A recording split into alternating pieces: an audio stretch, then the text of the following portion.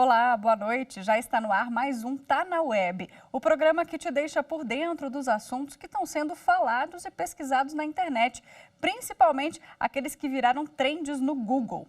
Nos últimos dias, a febre maculosa esteve presente nessas buscas e também nas redes sociais. Vamos dar uma olhada aqui, ó. Foram mais de 100 mil pesquisas. A febre maculosa a gente teve aí nos trends porque 3 pessoas morreram com a doença depois de terem sido infectadas em um evento na Fazenda Santa Margarida, que fica em um distrito em Campinas, lá em São Paulo.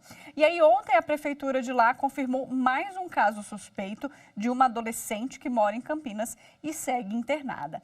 Bom, para me ajudar a esclarecer, a explicar um pouquinho o que é essa doença, como é que funciona, quais são os meios de transmissão, eu vou chamar aqui no telão o Edmilson Mikovski, que é professor de infectologia da UFRJ, e também a Simone Porto, veterinária. Então, a gente tem essas duas especialidades aqui que vão se complementar e ajudar a gente a entender um pouquinho mais a febre maculosa. Bom, boa noite, Simone, boa noite, Edmilson, sejam bem-vindos aqui ao Tá na Web. Eu vou começar pelas mulheres, vamos lá. Simone, seguinte, me explica um pouquinho qual que é esse bicho, que tem essa particularidade de picar uma pessoa e transmitir uma doença como essa. É um carrapato? Que tipo de carrapato é esse? Em que local a gente pode encontrar? Tem algum bicho específico, que eles gostam de picar? Me conta melhor, contextualiza pra gente, para que a gente consiga ficar por dentro do que está acontecendo lá em Campinas, por favor. Boa noite. Oi, Mari, um prazer falar com você. Muito obrigada pelo convite. Então, vamos começar pelo início, né? Todo carrapato é um potencial vetor da febre maculosa, né? Mas esse carrapato, ele precisa conter uma bactéria chamada Rickettsia. E é ela que vem ocasionando esse mal-estar, essas doenças que podem levar a óbito, tá? Vários animais podem, ter o carrapato, como um hospedeiro intermediário, o cachorro, as capivaras. Então, hoje, com esse avanço, da sociedade para fazer trilhas, aqui em Brasília, visitando o Lago Paranoá, zoológico, onde pode ter esses animais que provavelmente contêm carrapatos, é importante que a gente fique atento, é importante que essas pessoas, ao irem para esses locais, de preferência, tem que ir de roupa mais clara para a gente poder observar, se está infestado com esse parasito, Então, são esses os cuidados. Tá certo. Bom, Edmilson, agora vamos explicar um pouquinho como é que isso vem parar aqui, no corpo humano e quais são esses sintomas, como é que essa transmissão funciona. A gente sabe que esse pessoal estava em uma fazenda, então um ambiente aberto, um ambiente que tem... Imagino, eu nunca estive lá, mas acredito que tenha muita natureza em volta e provavelmente ali existe algum ponto, de disseminação desse carrapato que está infectado e que por isso passou a doença, a febre maculosa, para essas vítimas. Seria isso? Como é que funciona essa cadeia? Nessa época do ano, os carrapatos se reproduzem mais mesmo e os pequenininhos são menos observados. Então, a pessoa pode ser picada por esse carrapato, que vai regurgitar, que vai jogar essa bactéria, que a doutora comentou, a Rickettsia, a bactéria circulando no sangue do hospedeiro, do humano, pode desenvolver um quadro clínico depois de uma média de 8, 9, 10 dias, com febre, mal-estar no corpo, manchas vermelhas no corpo. E é muito importante que todo mundo que frequente um ambiente como esse faça um autoexame. Se for criança, tem algum adulto para poder examinar essa criança praticamente com pouca roupa ou nenhuma roupa, o adulto a mesma coisa, e até porque os carrapatos são muito pequenininhos e passa como se fosse um sinal. E aí, depois de 4 horas que esse carrapato está grudado na pele, no corpo da pessoa, aumenta muito o risco de passar essa bactéria, causando a febre maculosa ou rickettsiosi, que é uma doença, quando diagnosticada precocemente, o prognóstico, o resultado é muito bom. Por outro lado, quando você não dá o diagnóstico preciso, pode, infelizmente, evoluir para o óbito. Entendi. Agora, doutora, os animais, né? A gente está falando que ele se hospeda ali no animal. Os animais também sofrem com essa febre maculosa? Pode ter algum foco nesse local, nessa fazenda? Ou não? Só afeta os humanos? Me explica um pouquinho como é que cada organismo reage nesse caso. No caso da capivara, né, ela é assintomática, então por isso que é muito complicado. Já nos cães, né, que tendem a ter a presença do carrapato, né, eles também podem adoecer, a doença babésia, erliquiose. Então, os animais também podem adoecer. No caso da capivara, ela é assintomática. Tá? E aí que vem o problema, porque quando as pessoas vão para a área que é dos animais, né? Quando a gente avança essas áreas, né? A gente tende a pegar esses carrapatos. Mas aqui no Brasil, o Mari, ainda não houve, né? Aí eu acho que o doutor também, que é professor, pode explicar melhor, né? Ainda não houve a confirmação da riqueza. É isso, doutor? Não, a princípio já teve casos de riqueciose, principalmente na área de Campinas, e também teve casos no Rio de Janeiro, numa região chamada de Petrópolis e Itaipava. Foi um caos, porque as pessoas começaram a demonizar o local, como, por exemplo, essa fazenda. Não é para ser demonizado. Você pode continuar frequentando desde que você observe, como você comentou, esses cuidados. A roupa clara, o exame, uma pessoa examinando a outra para ver se tem algum carrapato, e isso é necessário a cada período de 4 horas que você estiver nesse ambiente, período de cada 2 horas, porque depois de 4 ele presinho é que é o problema. E lembrar que na hora de retirar esse carrapato do ser humano, tem que fazer isso com cuidado, porque se você estressar o carrapato, ele acaba cuspindo, entre aspas, ou babando, soltando mais saliva e contaminando mais facilmente o ser humano. Por isso, na hora que você vai retirar, tem que tentar usar uma pinça, dessas pinças de sobrancelha que as pessoas usam, pegar bem na base da cabecinha, bem junto o carrapato, junto da pele, e ali pressionar e puxar para tirá-lo com um pouco mais de segurança. E ficar observando. Se depois de 1 semana, 10 dias, começar a ter quadro de febre, mal-estar, dor no corpo, ir no médico e falar, olha, doutor, eu tive um problema com o carrapato tantos dias atrás, para que o médico possa pensar na possibilidade de riqueciose ou febre maculosa e tratar de forma apropriada. Doutor, até aproveitar aqui essa explicação para tirar uma dúvida, né?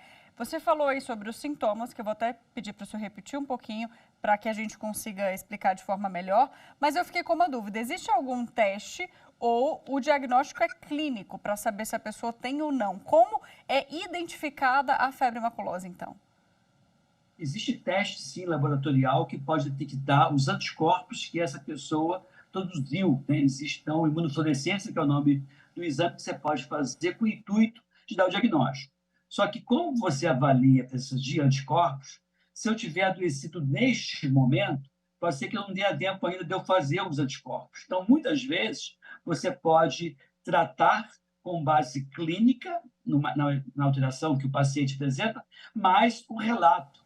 Eu tive contato com o carrapato, 3 pessoas já adoeceram onde eu estava, agora estou doente. Então, a princípio, aquilo que você está apresentando, mesmo sem uma comprovação laboratorial, sugere de uma forma muito forte que se trate de riqueciose e você está, no meu entendimento, autorizado a tratar essa suspeita, já que a medicação ela é segura, ela é eficaz e é melhor tratar na dúvida do que deixar o paciente evoluir numa fase que seria mais complicado reverter o quadro.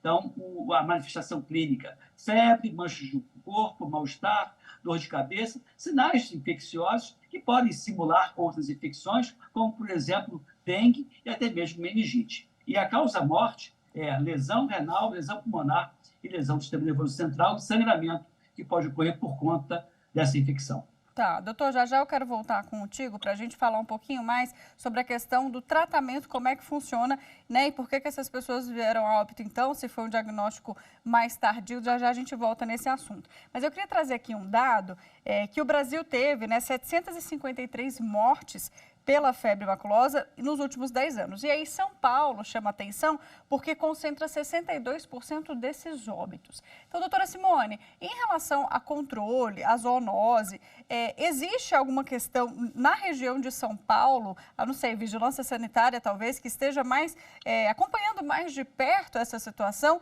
Eu vi que a prefeitura já emitiu um alerta, não é isso, para outros estados, inclusive de pessoas que estiveram nessa festa, especificamente nesse local, e aí voltaram para a cidade de origem. Como é que funciona esse controle?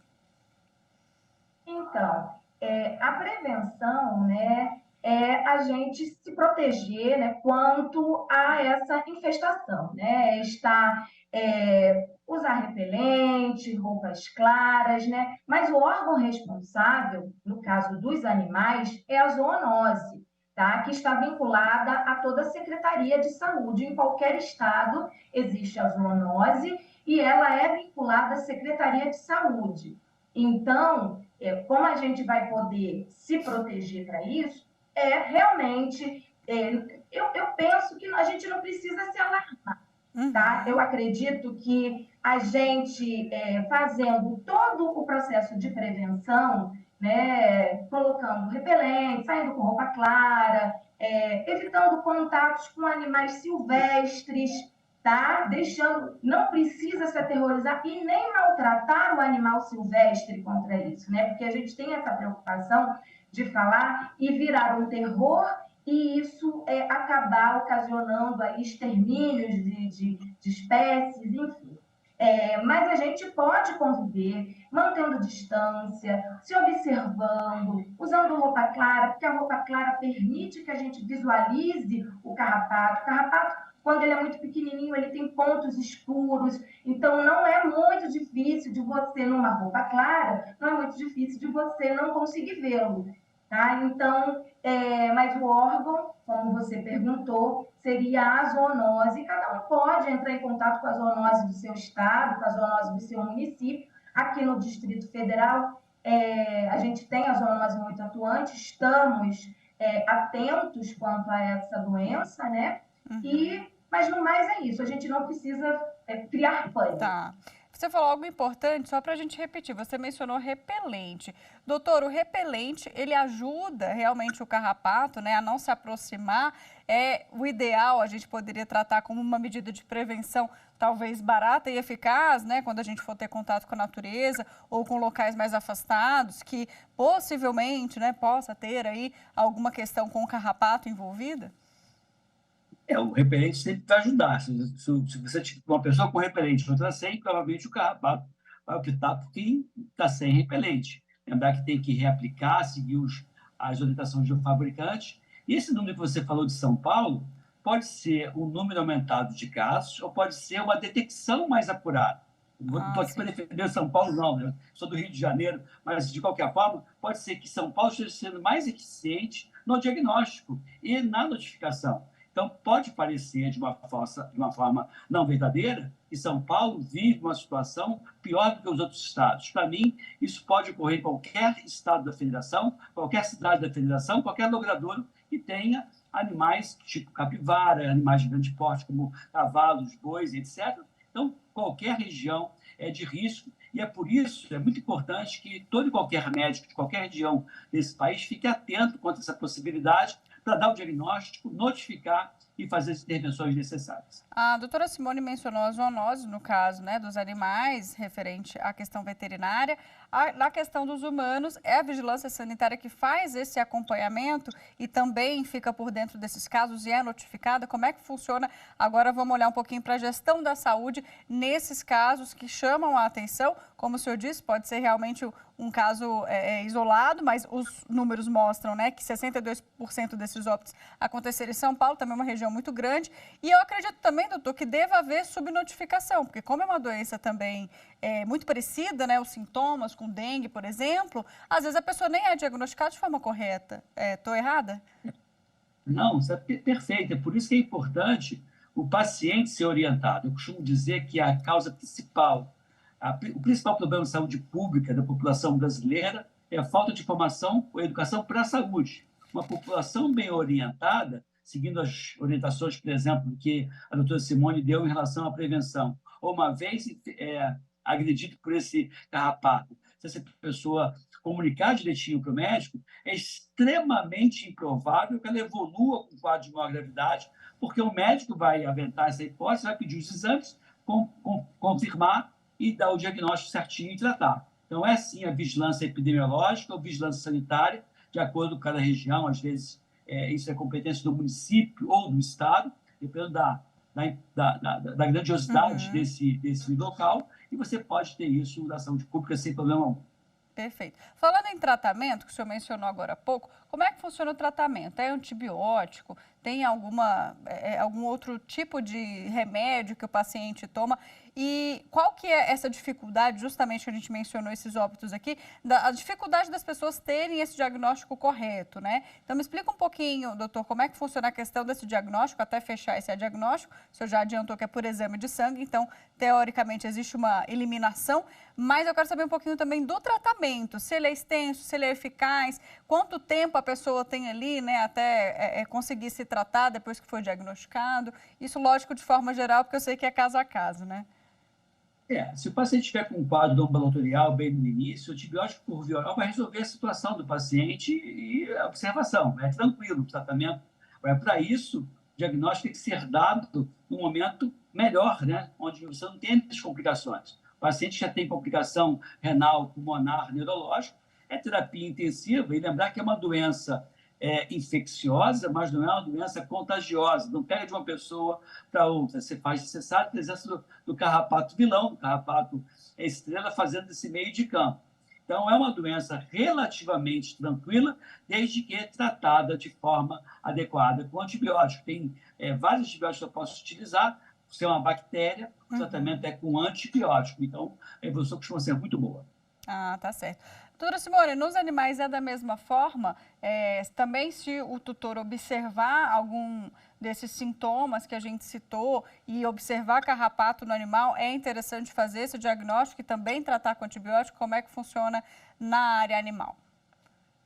Mari, é sempre importante a gente utilizar da prevenção. A prevenção, ela é o melhor remédio.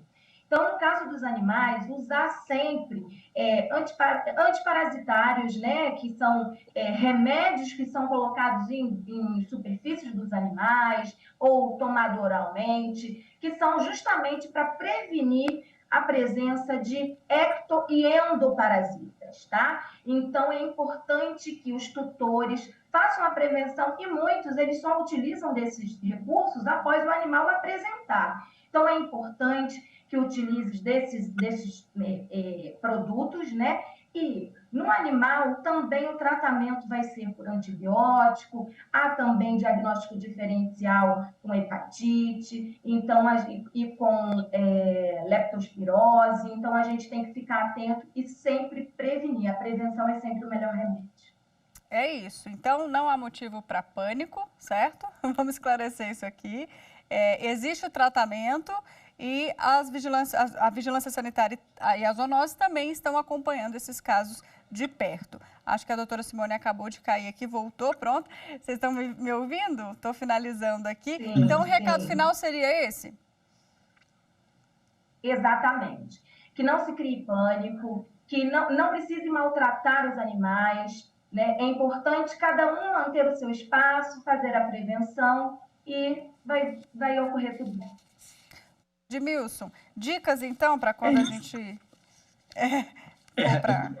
ter a informação precisa dessa possibilidade e observar quando você vai para uma região de mata e você teve esse ataque de carrapato, que você observe também nas próximas 10 dias a 2 semanas, que é o período de incubação dessa infecção, e surgindo algum sinal, algum sintoma, busque rapidamente o serviço médico e explique que teve essa exposição para que o médico possa pensar na febre maculosa, pedir os exames complementares, dar o diagnóstico preciso e o tratamento apropriado.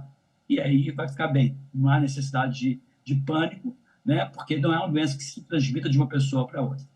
Tá certo, chega de doença contagiosa, né? Já basta a pandemia aí, que deixou a gente mais de 2 anos nessa situação. Bom, doutora Edmilson, doutora Simone, muito obrigada pela participação, foi ótimo e a gente esclareceu todas as dúvidas aqui. Eu espero que o pessoal de casa também tenha entendido e vai fazer esse dever de casa aí da prevenção tanto quando for se expor à natureza e perto desses animais, e quanto com os animais domésticos em casa também nessa prevenção. Obrigada, viu? Boa noite para vocês.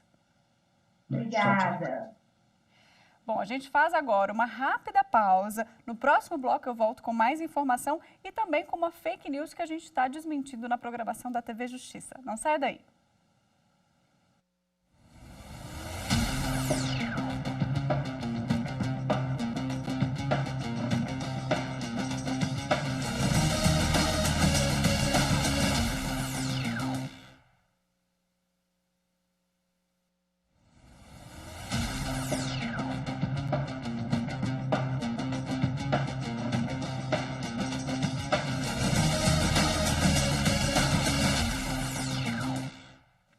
E a gente já está de volta. No segundo bloco, você vai ver agora uma fake news que está circulando na internet e fala sobre Receita Federal e regularização de CPF. Vamos ver?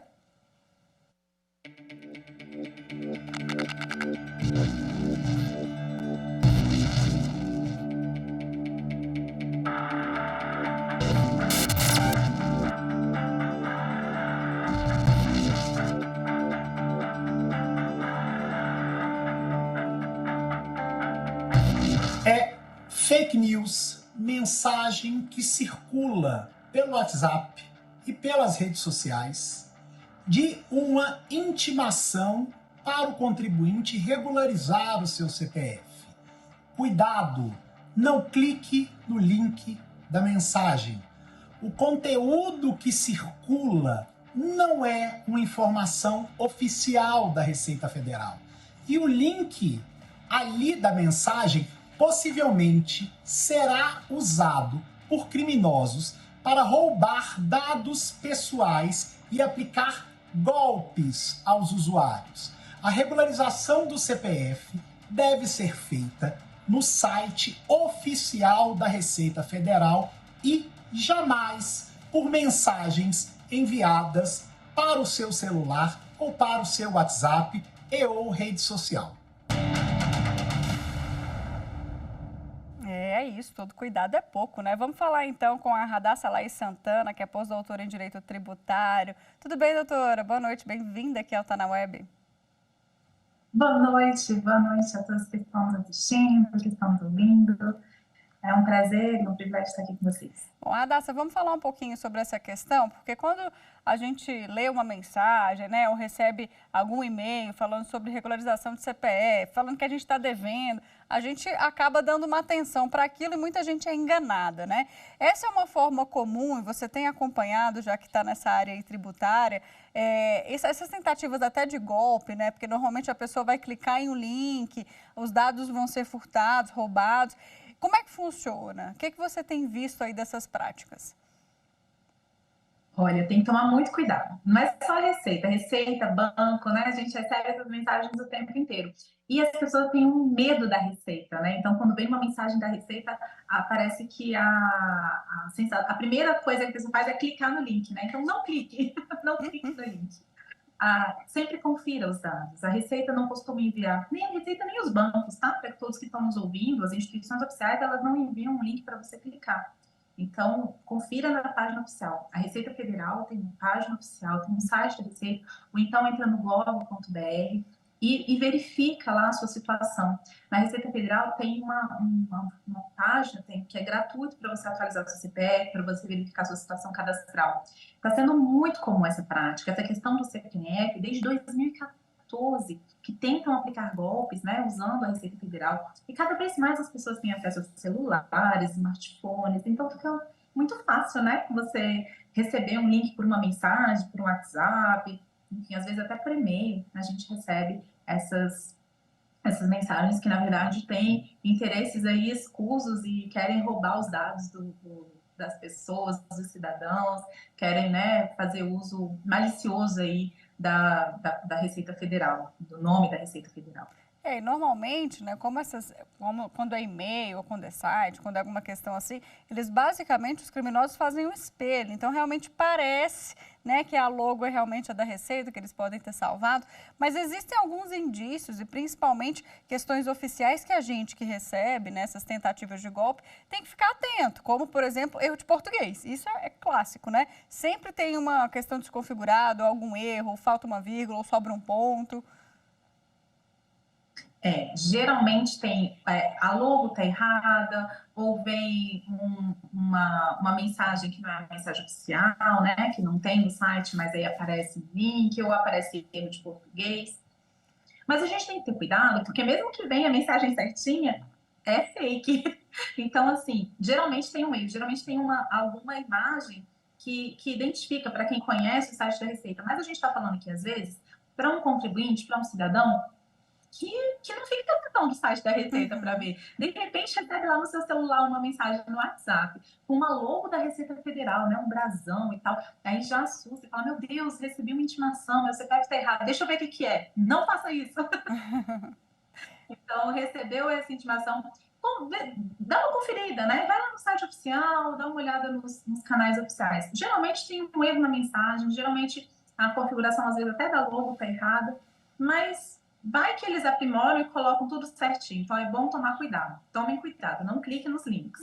É isso. Doutora Radassa, muito obrigada pelas explicações aqui, pelos esclarecimentos. E agora que a gente tem restituição, né, do imposto de renda, no IBR também tem muita gente que cai no golpe, né, justamente para saber se vai receber, quanto vai receber. Então, esses golpes, eles são sazonais, né? Eles encontram ali a oportunidade, são temáticos, digamos. Cada mês do ano, né, tem um assunto específico. E um ponto importante é que, assim, se você recebeu uma situação dessa, denuncia na ouvidoria, na página da Receita Federal, tem um link ali de ouvidoria, no gov.br você pode entrar, né, com o seu login, com a sua senha e denunciar. É importante fazer essas denúncias para que a gente diminua, né, a quantidade de pessoas que são lesadas. E muitas vezes esses criminosos, eles pedem uma taxa para você atualizar seu CPF. A Receita não pede taxa, é gratuito. Eles pedem uma taxa para você ter a sua restituição, porque está faltando um dado. Então, e aí o contribuinte pensa assim, nossa, vão me restituir, sei lá, R$2.000. E aí eu só preciso atualizar meu CPF e pagar aqui R$600. A pessoa paga, só que é um crime, é falso aquilo. E está pagando para um bandido. Então, assim, muito cuidado. Os órgãos oficiais, eles não cobram, né? Não tem cobrança que vem assim com essas mensagens. Então, não há cobrança para atualização do CPF, não tem cobrança para você receber a sua restituição do imposto de renda, e como você disse, é sazonal. Então, a gente está numa época que as pessoas querem ter tudo atualizado para receber certinho a sua restituição. Não se preocupe. Vai precisando atualizar alguma coisa? Vai no site oficial, né? Atualiza lá gratuitamente a sua situação fiscal. Tá certo, doutora. Muito obrigada pelas dicas e boa noite. Até a próxima. Boa noite. Obrigada a vocês. Um abraço. Bom, a gente fica por aqui, meu tempo acabou, mas não deixa de seguir a TV Justiça, tá? A gente está nas redes sociais, no Instagram, no Twitter, no YouTube, no Spotify, é @Rádio e TV Justiça, @Rádio e TV Justiça. Muito obrigada pela sua companhia e eu volto na semana que vem. Até lá.